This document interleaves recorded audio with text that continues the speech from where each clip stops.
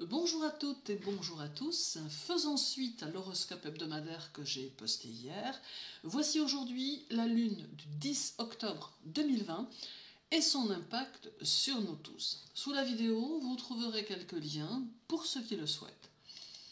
Ce dernier quartier de la lune du 10 octobre 2020 se déroulera en Cancer et il fera suite à la lune du 1er octobre qui se déroula en Bélier.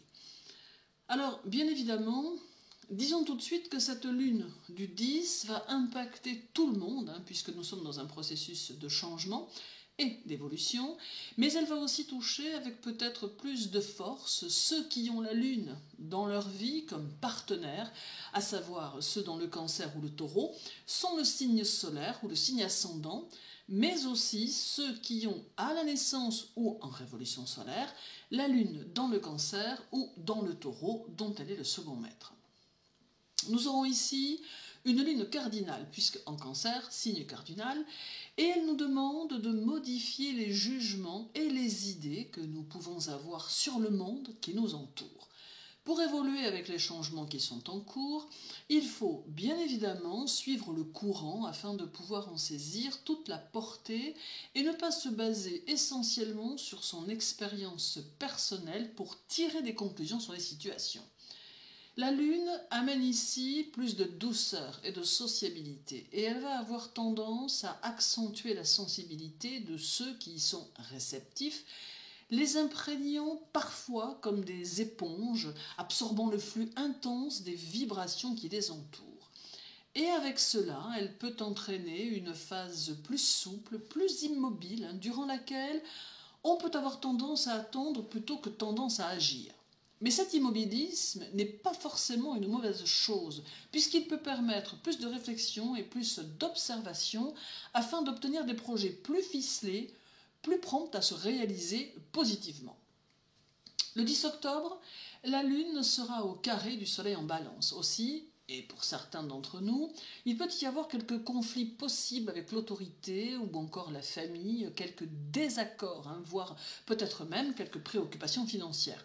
L'important sera alors d'affronter ces situations afin de pouvoir les régler en utilisant votre capacité à gérer ce type de circonstances, et cela d'une manière calme et sereine.